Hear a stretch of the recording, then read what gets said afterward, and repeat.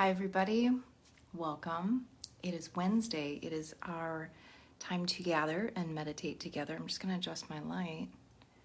I have a ring light, you guys. I'm excited to be here. I'm really excited to be here. I want you guys to know I look forward to this each week, hopefully as much as you do. And as you guys are coming on tonight, just let me know how you are arriving. Hi, Dad. So this could be, I'm arriving tired.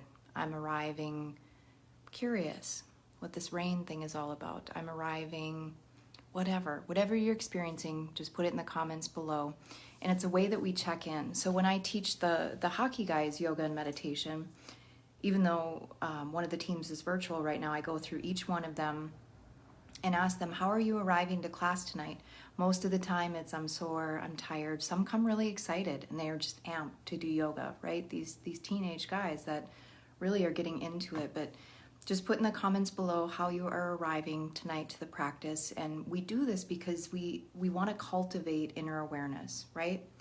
Most of the time we just go through our day, we're going through our to-do list, or we're just doing our things, right? All the things without stopping for a moment and just going, how am I feeling? Do I need to get a drink of water? Do I need to get some extra rest tonight? Do I need a moment to just do some breath work, right? And just check in with my body. One thing I want you guys to remember is the body is always present. It's the mind that goes in 50,000 different directions, right? Present kind of gets hijacked, right? It's almost like we start thinking about the future and about the past. So tonight's practice is called R.A.I.N.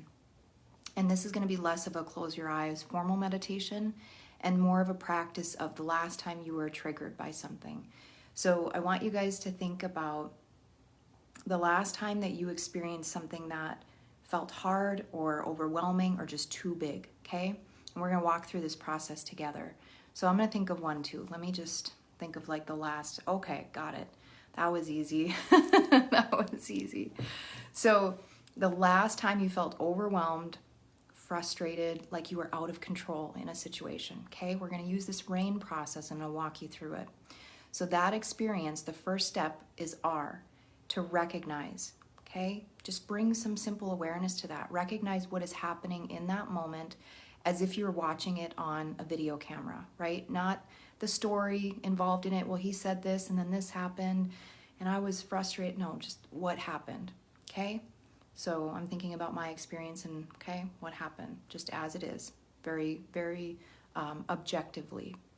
A is to accept or allow. This is the hardest step, I believe, because what do we want to do? We want to control, we want to change, we want to make things go our way. That can be really tricky.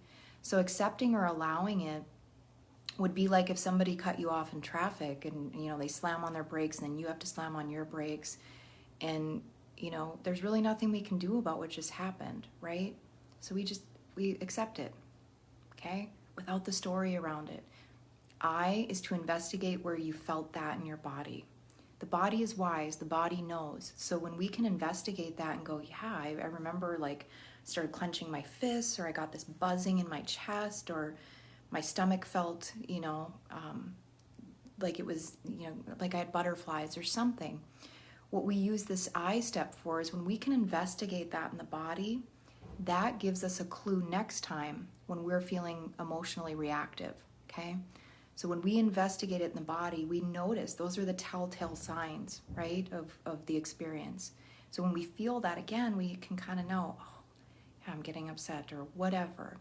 And then N is to non-identify. This is where, however we're feeling in that moment, sad, frustrated, whatever, we still feel that. We don't push it away, right? We still feel that feeling, but we know that it too shall pass. And it's some of the wisest wisdom I ever got from my 8th grade marketing teacher, Mrs. Clark. We came full circle in our lives about 2 years ago. She was in one of my trainings. She comes walking through the door, and it was just so cool to see her. But this too shall pass. So when we non-identify with that feeling, it's like if somebody was to walk in the door and they had a broken leg, and I said, oh, they're broken. It's like that with anger. You aren't angry, you're feeling angry. And that can help separate some of the emotion behind what we're feeling. So Let's review the steps. R.A.I.N is recognize in the moment what is exactly happening. A is to accept or allow.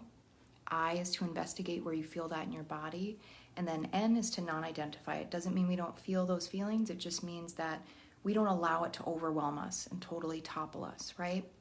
And so when we use this, when we're feeling overwhelmed, it can help us navigate through more stressful situations and just be with it, right? That's what we're trying to do here with Open Minds, Mindful Community, is really to help you practice more moments throughout your day where you can just check in, right? Where you can notice what's coming up for you and be compassionate with yourself and be gentle with yourself and actually have a tool. I love tools. I love being able to know, okay, when this happens, this is something that I can use, because I think as kids, we were never really taught, the social and emotional piece, because I'll tell you what, the Pythagorean theorem doesn't come in handy when you're super stressed out in life, right? Or when things are just building up in your mind. We need tools and we need practices. So this practice of R.A.I.N, if you're just hopping on, it's just simple. R.A.I.N, recognize, accept or allow, investigate where you feel it in your body, and then non-identify with the feeling. So if you want, rewatch, maybe think of a time, when you can use this in the future. And that's why it's called a practice, right? Because we have to actually use it for it to work. So hope you guys are doing well, and I will see you next week. Same time, same place. Take care. Bye-bye.